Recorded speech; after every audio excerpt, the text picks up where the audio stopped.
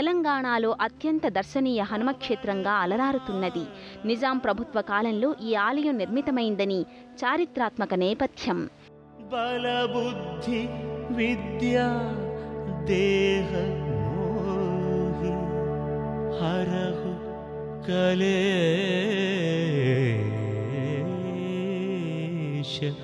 వికా.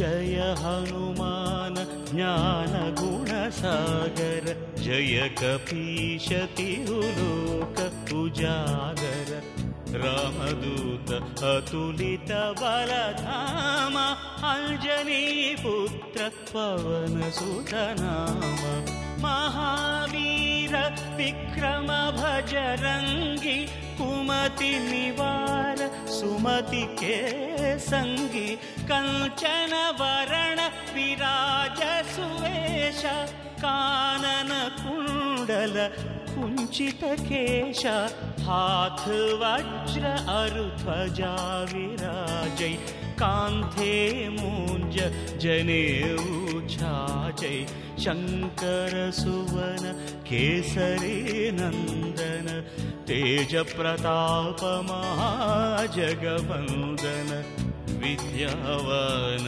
गुणी अति चातुर राम काज करिवे को आतुर प्रभु चरित्र सुनिवे को रसिया राम लखन सीता मन बसिया सूक्ष्म रूप धरि सियहि दिखावा विकट रूप धरि लंक जलावा भीम रूप धरि. నిజాం రాజుల పాలన సమయంలో ఒకసారి వర్షాలు కురవక కరువు ఏర్పడింది. అప్పుడు వేద పండితులు వర్షాలు కురవడానికి తపస్సు చేయ నిశ్చయించుకున్నారు. 40 రోజులు తపమాచరించడానికి పూనుకోగా 35 రోజులు గడిచినా వర్షాలు కురవలేదు. అదే సమయంలో ఛత్రపతి శివాజీ గురువు సమర్థ రామదాసు స్వామీజీ ఈ ప్రాంతంలో సంచరిస్తున్నప్పుడు వేద పండితులు రామదాసు గారికి ఈ విషయాన్ని విన్నవించుకున్నారు. సమర్థ రామదాసు గారు ఆంజనేయ స్వామి భక్తులు. వారు కూడా తపస్సు చేయ నిశ్చయించి ఇక్కడ ఉన్న ఒక బండరాయికి ఆంజనేయ స్వామి ఆకృతిని గీసి తపస్సు చేయసాగారట. అప్పుడు ఆ బండ నుండి ఆంజనేయ స్వామి అవతరించి అనుగ్రహించడంతో కుండపోతగా వర్షాలు కురిశాయట. ఈ విషయం తెలుసుకున్న నిజాం రాజు రామదాసు గారిని సత్కరించి తమ ఆస్థానంలో ఉండమని వేడుకున్నారట. హనుమద్భక్తుడైన రామదాసు గారు, అలాంటి వాళ్ళది నిజమైన ప్రేమ కాదు, అది వ్యామోహం.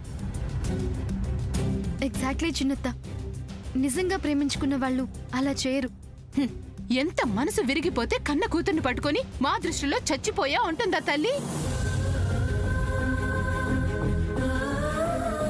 అది సరే అమ్మా, తన కూతురుతో తన మాట అనేటప్పుడు ఆమె మాటల్లో వ్యథ, కళ్ళల్లో బాధ గమనించావమ్మా? పెద్దబాబుకు బర్త్డే విషెస్ చెప్పు కూడా వెళ్ళాం కదా. ఊరికే ఎలా కాలిపోతుంది? మంట పెడితేనో పడితేనో తగలబడుతుంది.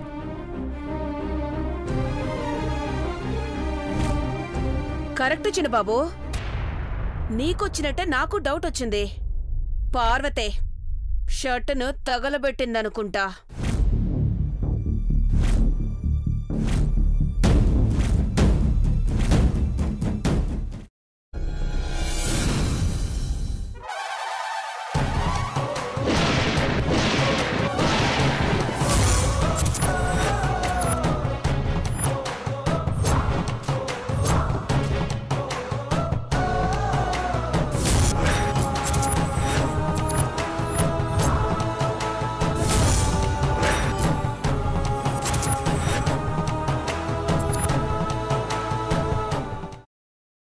తర్వాత పొట్టు తీసేసి చాప్ చేసి పక్కన పెట్టుకోవాలి.